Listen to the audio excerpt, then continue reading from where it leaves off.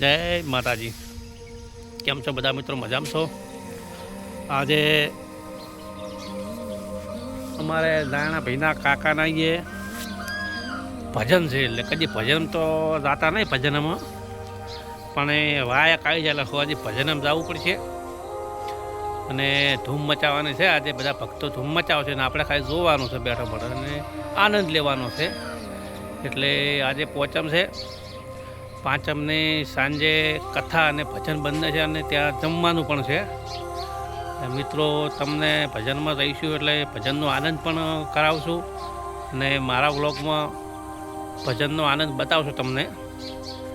જય બાબારી સત્યનારાયણ ભગવાનના કથા છે અને ભજન તો કોણ ગૌરાવે ખબર છે?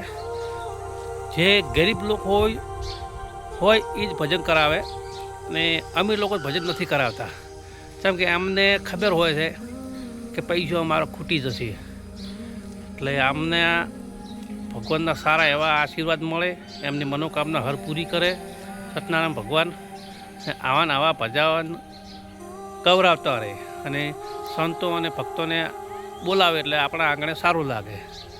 જય બાબારી। એટલે સાંજે તૈયાર થઈ જાજો, ભજનમાં જવાનું છે અમારી ટીમ લઈને। ટીમના કેટલા માણસો ભજનમાં આવે છે એ પણ તમને બતાવીશું। જય બાબાજી। કે હું એકલો તો ચોક્કસ જવાનો છું, આ એમ પોતે કનો કાકા। જય બાબાજી।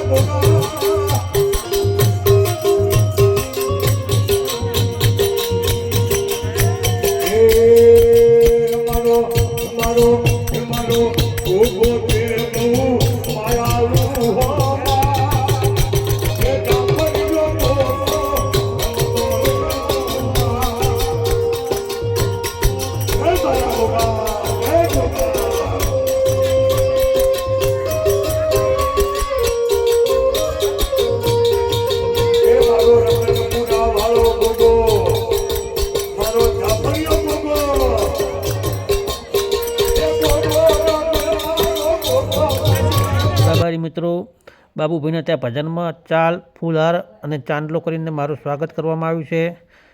દરેક મિત્રોને જય બાબારી, ખૂબ ખૂબ ધન્યવાદ બાબુભાઈ।